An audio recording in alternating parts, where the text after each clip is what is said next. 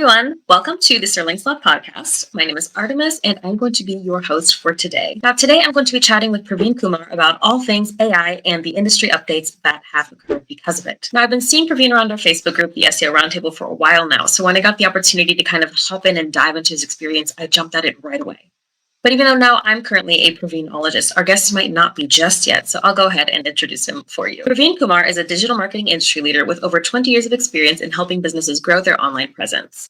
He's the founder and CEO of Wild Creek Web Studio, where he's managed digital marketing projects for more than 100 clients globally. More recently, he's the author of 50 Time-Saving Hacks for Entrepreneurs, where he shares his tips on productivity and time management that he's picked up along the way. So today I'll be picking Praveen's brain a little bit on exactly what kind of marketing and SEO evolution he's been through and he's seen throughout the past 20 years of his career and how to roll with the punches when it comes to the future of the industry. So without further ado, welcome Praveen, and thank you so much for taking the time to chat. Perfect. Thank you so much for having me. I think this is the first time I'm here on SirLinksalot podcast. The long time pending, but I'm really happy to be here. Yeah, no kidding. I feel like you're already a part of the family, so it doesn't feel like I'm talking to you for like the first time in person. So, I've been on the Facebook group for a couple of years. I think 5, 6 years right now, and I've been kind of posting around, lurking around, and doing a lot of things. So, good to see familiar faces all the time.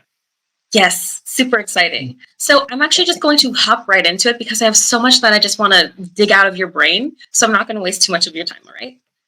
All right, so first and foremost, every seasoned marketer knows that if there's one thing you can count on when it comes to the marketing industry, it is change. Everything is constantly evolving, constantly changing. So as someone who's been in the industry for 20 years now, how would you say what the key would be for rolling with the punches when it comes to these constant industry updates? So, if you actually look at it, SEO has kind of done a lot of changes over the years, but the fundamentals have actually remained the same. So, as long as one is very good at fundamentals and they're able to adapt to the various changes in technologies and all of it, I think there should not be any issues at all. The problem happens when somebody wants to kind of go with the shiny new objects and then kind of don't have a very strong fundamental grasp, and then they kind of make a mess out of it. And then those are the ones who actually go back and then say SEO is not working for them or SEO is not for them, or sometimes most commonly what you see, SEO is dead. So as long as you have a good fundamental grasp and your strategy is really, really good, I don't think you need to worry about any of the changes. So everything is kind of within the 3 or 4 pillars of what we call SEO. Gotcha. So pretty much it's all just about sticking with those core fundamental values and the things that do work and kind of building off of those, right? Absolutely, absolutely. Because even so, 20 years ago when I started doing SEO, all we had to do was focus on page, have good content, and then backlinks. And if you look at SEO now in the AI world, it's still the on page stuff, it's still content, and it's still good backlinks. Probably the measure of how we evaluate all of these things has changed, but then those are the 3 fundamental pillars of SEO, and that has not changed at all. Gotcha. So you did mention that people have this narrative around SEO being dead. I'm so curious, is that something new that you're just now seeing? Because I see this dialogue all the time, or is this something that people have said before? And if they said it before, what exactly ended up turning out to be the case? In fact, I made a LinkedIn post a couple of weeks ago. If somebody said SEO is dead and they paid me, let's say, $1 for it, I would have been a billionaire by now. I've heard so much of stories that SEO, every single time that something new comes in, whether it's the algorithm, whether it's social media, whether it's something like a TikTok, and all of it, people are immediately pouncing on SEO and saying SEO is dead. And that's pretty much because of the way they do the entire approach to the SEO. Otherwise, as long as, if you look at it, as long as search in whatever form exists, SEO, search engine optimization, will continue to be there. And it's just the tools and the mechanisms of how we do SEO, that's what keeps evolving. But then otherwise, SEO will remain in some form or the other. Gotcha. So pretty much when people are saying SEO is dead, Praveen is sitting there at the edge of his seat thinking, SEO is dead the way you do it. But I think that in general, people being able to adapt and roll with the punches tends to be more difficult without, like you said, that foundation that they're talking about. So it's really hopefully good news for people who are listening that, if they're sitting over here panicking, like, oh, because of these updates, SEO is dying, they can rest assured that we've apparently been here before, right? Absolutely. If you look at it, most of the people who are doing SEO, they want to make a quick buck and then exit. They're not building a brand for the long term. So if your vision is probably in the short term and you want to kind of do something now, make some money and then exit, then obviously SEO dies every 3 months or 6 months, depending on what you do. But if you're building a brand and if you're in for the long haul, then I have seen businesses, I've worked with clients who only spend about 75% of their budget on SEO and content alone and don't even put any money on paid ads. And I've worked with, and these are not just your average websites, these are banks, these are government institutions, educational institutions who don't actually understand SEO, but they understand the value that it brings to them. Right. So you say that they don't really understand SEO. Do you find that it's kind of a hurdle to try to convince some clients of the value of SEO? And if so, how do you normally tackle that? Because it seems like the very first step of, getting the most out of that is being able to have the client, trust you enough to know that you're going to be adding value. So how do you normally approach that? Usually, if you look at it, when we pitch to a client, we kind of get very technical. We start talking jargons. We start doing a lot of these words which don't actually, nobody knows the meaning of it. Nobody really understands the meaning for it. But then we kind of want to show the client that we know SEO and we know everything about it. So the client eventually becomes too confused and they kind of either stop or they don't actually go further. But every single client who's wanting to do digital, wanting to do search, want only one thing. They want visibility, they want leads, sales, and they just want their websites to show up whenever somebody's searching.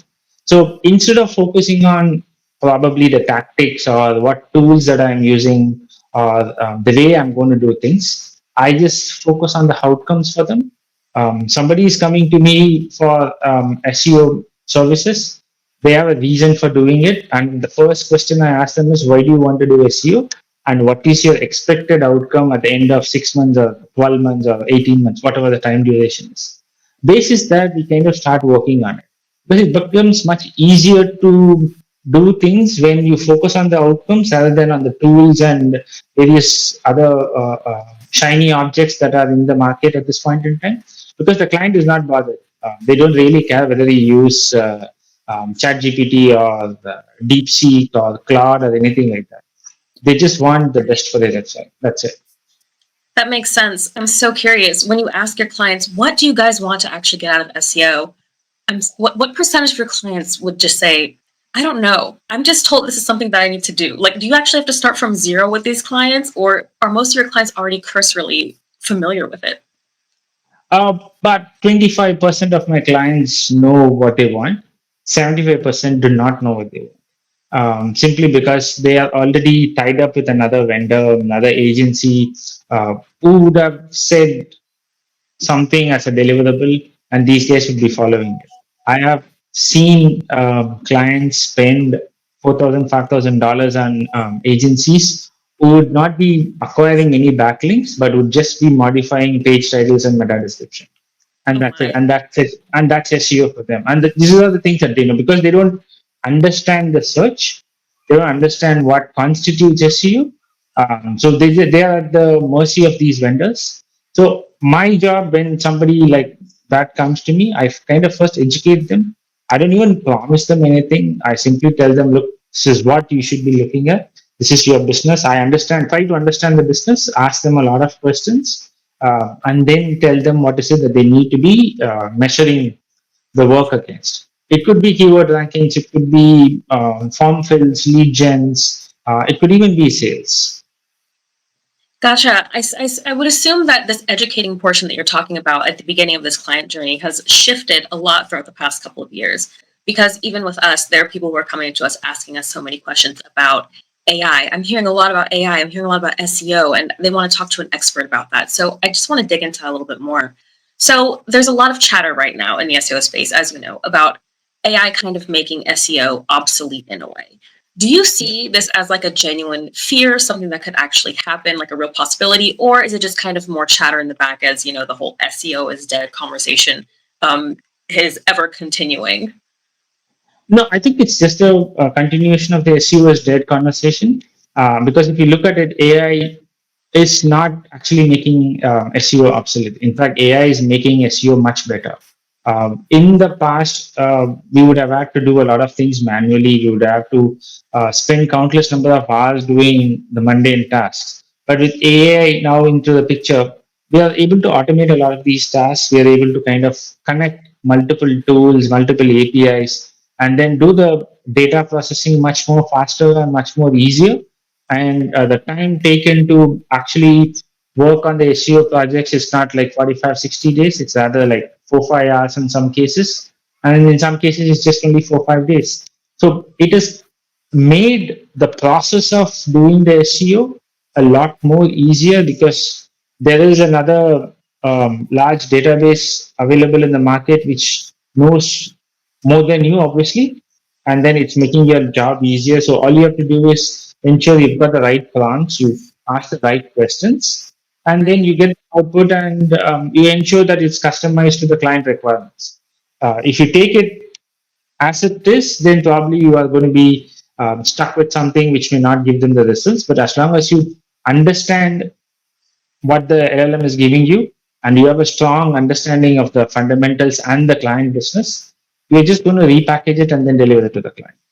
And if you look at it, the tools that are in the market, there are so many of them that you're spoiled for choice. But the idea is that AI is going to make SEO much easier to do, and all somebody will have to do is use their brains and get the best out of it. And that's where strategy comes in. So if you're good in fundamentals, you understand the client business, and you have a solid strategy, AI is going to pretty much support you in whatever you're doing and not replace you. Gotcha. So it sounds like you already have a little bit of a system to, integrate these AI tools into your business. Would you say that's actually made you more productive with the work that you do, or does it have to have a learning curve that can be a hindrance to some? I'm a lazy person, so I don't spend a lot of Mood. time. I don't spend You're a not lot of alone. time working on projects. So I used to do 16, 17 hours like 10, 12 years ago. But these days, I've automated most of the tasks, and I've got an AI tool for various aspects. So all I do is probably spend about 4 to 6 hours, and then these agents or these AI tools basically do the work for me. And all I do is look at the report, understand what it is, and then take only what is required from my client, and then present it to them or do that optimization for them. So it's actually helped me in a lot of things, right from content briefs, auditing a website, auditing the search console data, SEMrush keyword data. All I can do is I just have to download the CSV file, upload it to a platform, ask it to do the analysis for me, and I'm done. Gotcha. I think that actually might be a little bit different from some of the narrative that a lot of people were probably expecting to hear. There's a lot of hesitance to incorporate AI into people's workflow. So hearing that you've done it not just successfully, but in a way that actually, seamlessly integrates into your business, that actually makes your job easier and makes it easier for us to live our best lazy girl lives. That's actually, Absolutely. yeah, that's actually really interesting to hear. So in general, have you seen this kind of chatter around any other industry update, whether it's in the past or currently? Because currently, um, right now, it seems like all anyone is talking about when it comes to industry updates is AI. Have you seen anything like this before, or is this pretty much like a new phenomenon?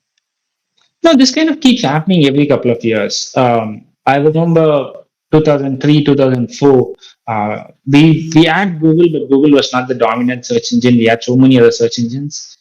So whenever one of the other search engines died or it was acquired by somebody, people would start saying the forums would go ballistic, saying SEO is dead. We don't have to do SEO and all of it.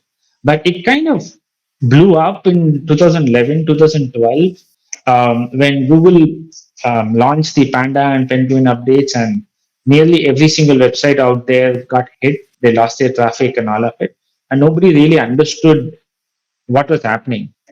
It took, I think, most of the folks to about a couple of months to figure out that Google is kind of launched these updates not to actually make life difficult, but to ensure that the quality of information that's out there is top notch. Right. And at the same time, subsequent updates after that, 2014, 15, and all of it, there were a lot of people doing black hat. There were a lot of shady link building activities, a lot of spam content. There was a lot of keyword density hacks and all of it. So every time there was an update, some a percentage of those people got hit. Those are the ones who would go on to various forums and then say SEO is dead, Google kill me, Google this, that, Google that, and all of it. Right now, we've got AI. So AI is kind of the scapegoat at this point in time. But we never, if Google did not tell us, we would not have known at all. They could still have integrated AI into the backend, and we would still be thinking it's the engineers who are working at it. So I think this is not new. This happens all the time. I think I also remember when TikTok came in and everybody said TikTok is so popular that search would stop. That's not the case. Right. So it just keeps happening. It's like one of those conspiracy theories that people need to have once in Conspiracy. 2 years, once in 3 years. They probably they're bored of doing SEO, they're bored of doing something. And then Right. somebody stirs it up saying, Google is doing this because they want to make so much money that they're trying to kill us all. And then it starts all over again. You just have to go to Twitter and then you just need to follow a couple of people. And then by the end of the day, you would probably believe that Google is not for the best of us. Its job is to basically kill websites. Well, if you were following Twitter all the way back in like 2012, you would be thinking that SEO is dying for the past, 12, 13 years. So Yeah. at the end of the day, it makes complete sense that this is something that, is just another scapegoat for this mindset that like, okay, this is something that we all need to be panicking about right now. This is the end of the world. I'm curious though, is there a time where you, Praveen, actually thought, maybe these guys are right?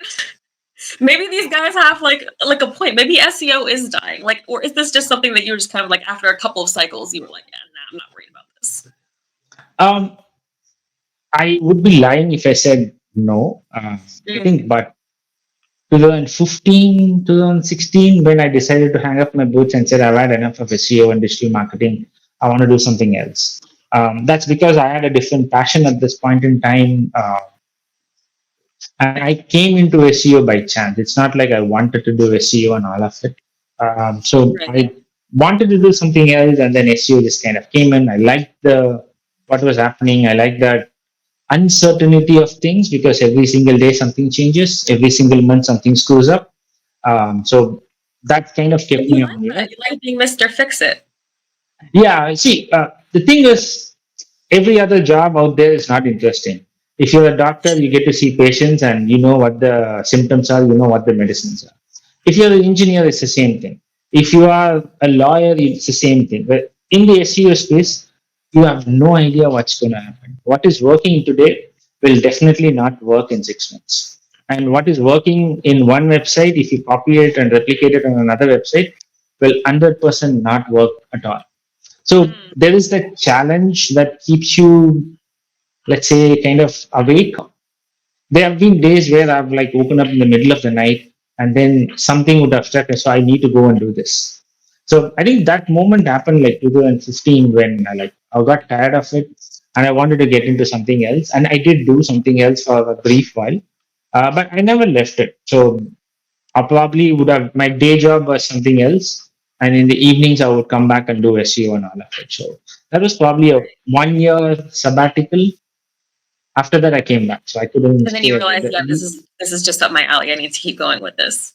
Yeah, the other job got boring, and this was interesting. It seems like you have like the temperament for it, A lot of people, the kind of people who are living in constant anxiety when it comes to updates in the SEO industry or just marketing in general. They're the kind of people who are kind of living in constant anxiety, Like if there's a change, there's like that feeling of dread, like, oh no, like what are we gonna do now? We're dying. Everything it's over. It's over. We're cooked. So like I think that it's awesome that you can roll with the punches that way. And I would really encourage our listeners as well to kind of make an inventory of the reactions to these sorts of things and take it as an opportunity to kind of propel forward into discovering the unknown and not being so terrified of it, Absolutely. If you look at it, shit happens everywhere. It happens. Be it in life, you don't know. You don't know what's going to happen. You might be just walking down the road, and there's no guarantee that you're going to be home safe. It's the same thing with your websites. One day everything is working fine. Tomorrow, I've had clients who've literally lost their entire business because they forgot to renew their domain, Wow. and they trusted somebody who had access to these usernames and password, and they just kind of disappeared. I think the 2018 is when I worked with this enterprise client. So these guys are there in like about 10 different countries or so, and close to about 5,000 employees. And out of the blue, one day they just lost access to the website. Wow. It seems they did forgot to pay the vendor who was managing it. That guy just basically deleted the website, and he just went missing. It took Okay. them it took them 3 months to find out what happened, because there's so much red tape, so much organizational policies and all of it. For 3 months, they had no website, they had no emails, nothing like that. And this was a company which had 5,000 employees across 10 different countries. That's insane. Oh my gosh. I'm trying to And think. there wasn't anything. Yeah, I'm trying to think of how I react in that situation. Like in general, obviously, being an entrepreneur, as you know, has risks. That's literally like the the core of it, the baseline of it. It is risky. Absolutely. But when something Absolutely. like that happens in general, that's like insane. I can't wrap my head around it. 5,000 employees too? Yes. And they had an IT team. They had an IT team who had no idea of the website's worth. Right. So when it comes to And like things like that, entrepreneurship, rolling with the punches, managing like crises like that. Like I don't even know how to call it like a crisis. Like it's literally your house burning down, right?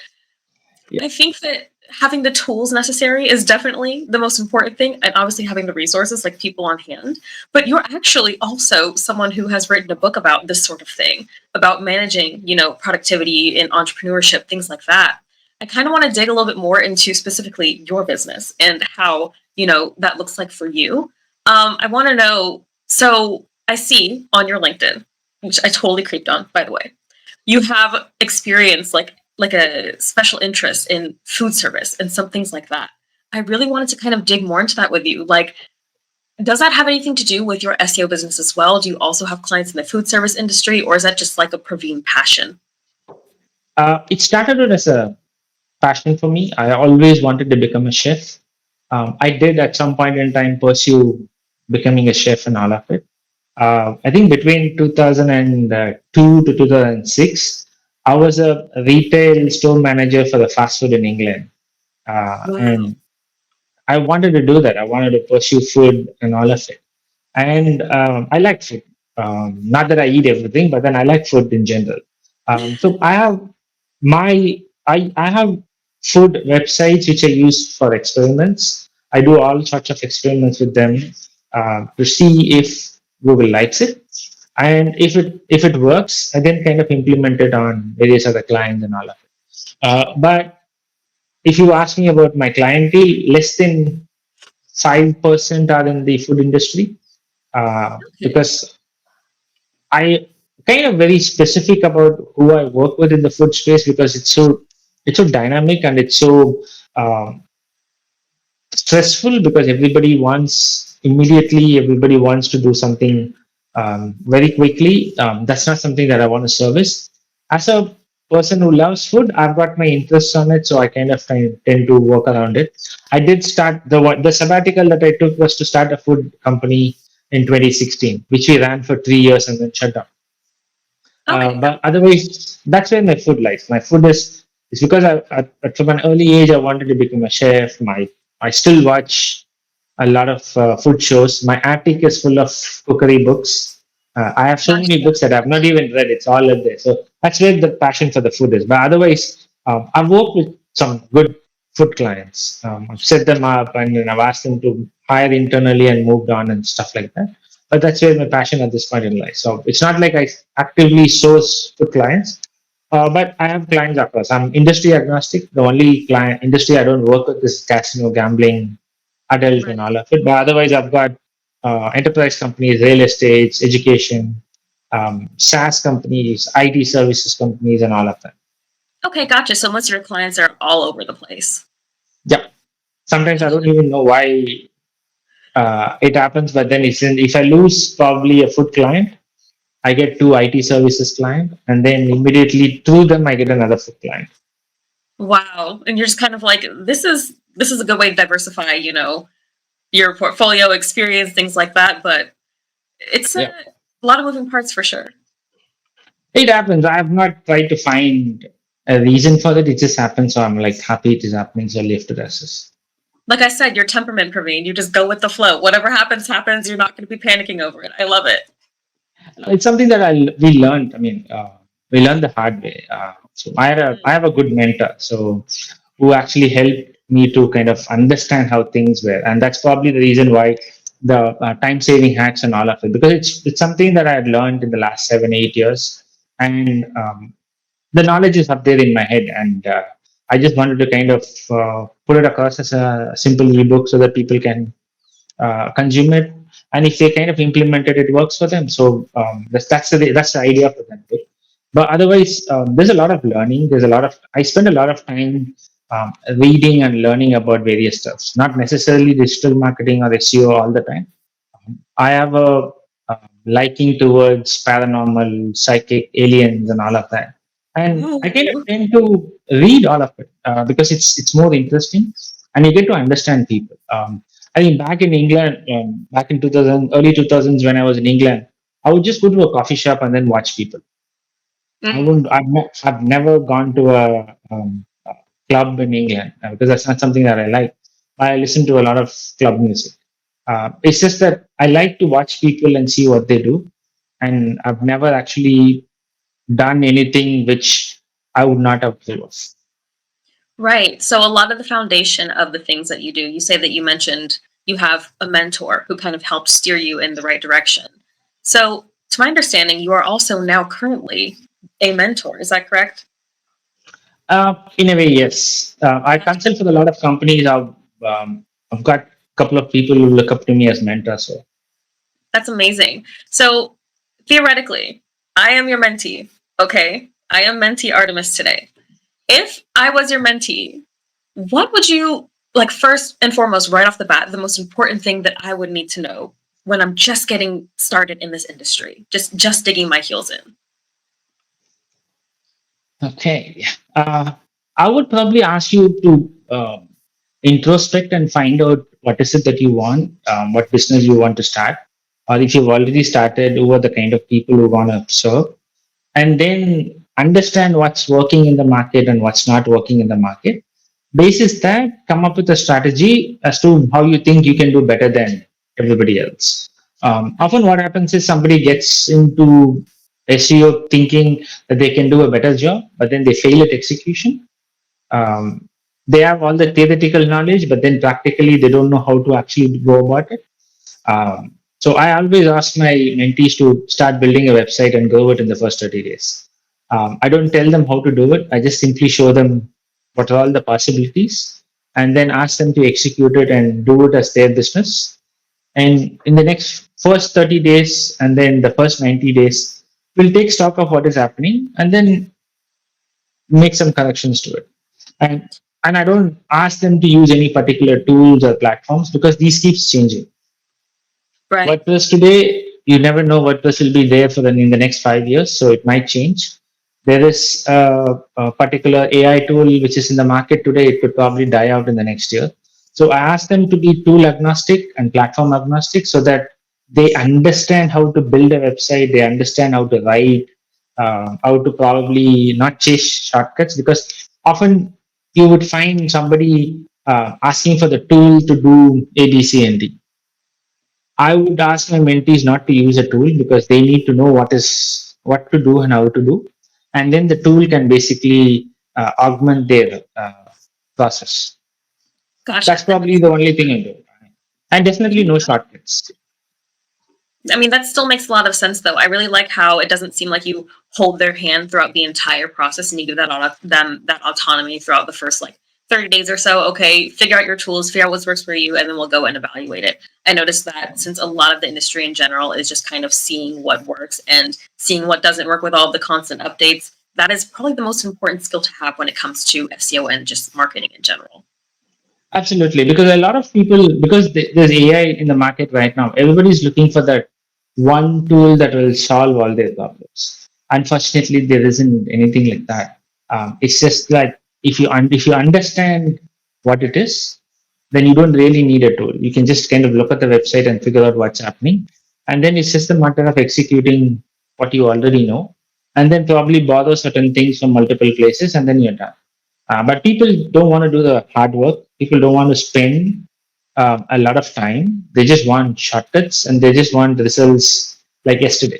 And that doesn't happen with this year. It takes time.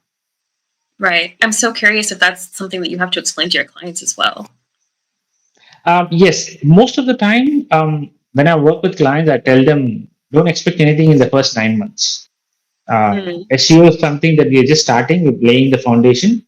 If you're in the business for leads and sales and all of it, support SEO with paid ads or social media ads or something like that, while SEO starts doing whatever it needs to do.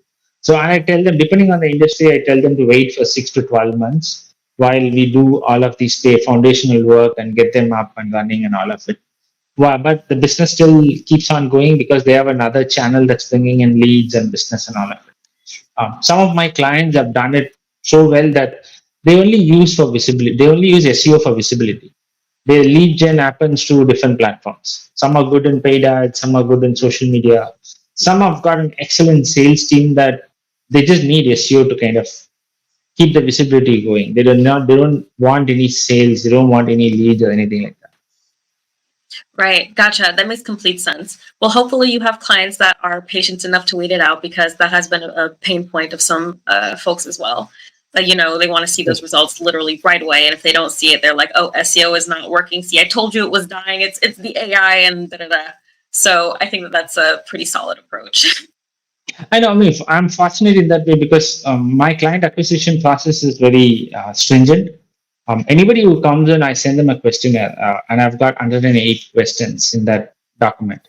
I expect the clients to fill in at least 50% of them. If they I'm don't fill sorry, in you said 50%, 108? How many questions yes, are there? 108. Okay. Well, like what are the categories of questions? Like, do you kind of like block them off into, okay, here's questions about your business, here's questions about your goals, things like that?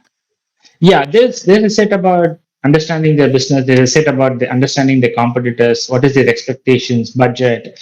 There's one about SEO. There's one about paid ads. There's about one in marketing in general. And if they say that they've been in the business for a long time, I ask them what they've done in the past, and I also ask them what is it that they expect out of this engagement with me. And then basis their answer, then I either have a conversation with them or send out a proposal to them depending on how things work out. And then that Right. sets the expectations for them because if they don't understand the business, then there's going to be a lot of pressure on the SEO person to deliver because they only want results and they don't understand how SEO works, or they don't understand the target audience that they want. So my job, these questions obviously simplify it, and my job is to basically educate them and tell them how the search works in general these days, and so that the expectation is set and they know what they are getting in for. Fortunately, the clients that I'm currently working with have been with me for at least 4 years, 5 years right now. So they haven't moved on and they're still there. I think that your questionnaire probably has a lot to do with that, honestly. Because if you understand the inner workings of the business inside and out, and you set those expectations right off the bat, there's not really that much that can go wrong, honestly. Like, you have all the tools that you, Absolutely. yeah. Yeah. And that's awesome. Having long-term clients, definitely, it speaks to the quality of your work for sure, obviously. Absolutely. I think it's probably most of the time that's where, because I work with a lot of other SEO agencies, and that's the first mistake they make. They don't try to understand the business, they immediately send off a proposal. And if you don't understand the business, then you're not going to deliver the good value to them. So I take it for me, because I come from the other side where I did run a business and I work with other vendors and all of it. So I asked the first question as to what is it that they want. and then the conversation goes on where I can add value to. And if at some point in time I feel that I'm not able to add value to them, I would just probably be the first one to tell them that this is not working, or they should hire somebody internally or another agency and move on. We love boundaries. That's awesome. I thought that I was a Praveenologist, but now you're telling me that you were on the other side and you were hiring people to help you with SEO beforehand too. What was that like, kind of shifting over? As I said, I'm too lazy, so I didn't want to do a lot of this work. So I started looking into the market to hire people where I could literally kind of uh, manage the business and not be in the business. So I got people to work, I got other vendors to work, other agencies to work for my websites and all of it, just to understand how the market was doing, and not necessarily to serve my clients, but I wanted to ensure whatever I was offering is not the same thing that you would find everywhere, and it's something unique. And this happened like about 2019, 2020, where I got other SEO agencies from across the world to work on some of my websites and see how they process, what they do, and all of it. I took the best, and I also ensured that I noticed the bad ones, and I eliminated that from my process. So whatever I'm doing right now, it's a culmination of so many other vendors doing mistakes, and I'm me trying not to do those same mistakes. That's actually a pretty efficient way of learning. Everyone says you have to learn from your own mistakes. Well, why not learn from everybody else's, right? Absolutely. Gotcha. Well, I'm not going to take up more of your time because I feel like I have sapped so much out of you and gotten so much value, and I really appreciate you taking the time to chat. I wanted to let our listeners know that you will definitely be seeing more of Praveen around because he's actually going to be doing the news and other industry updates for us here at SirLinksalot. So be sure that you keep in touch with that and follow our Facebook group, the SEO Roundtable, so that you can get a constant update and a constant stream of such Praveen thoughts. Thank you so much for being on. I really appreciate it. And we will see you guys soon. Sure. Thank you so much for having me. Thank you. Bye. Hey everyone, thanks for watching. If you found value in this video, be sure to like, comment, and subscribe so you can stay up to date with the latest in SEO strategies. For more in-depth resources and premium link building services, visit us over at SirLinksalot.co.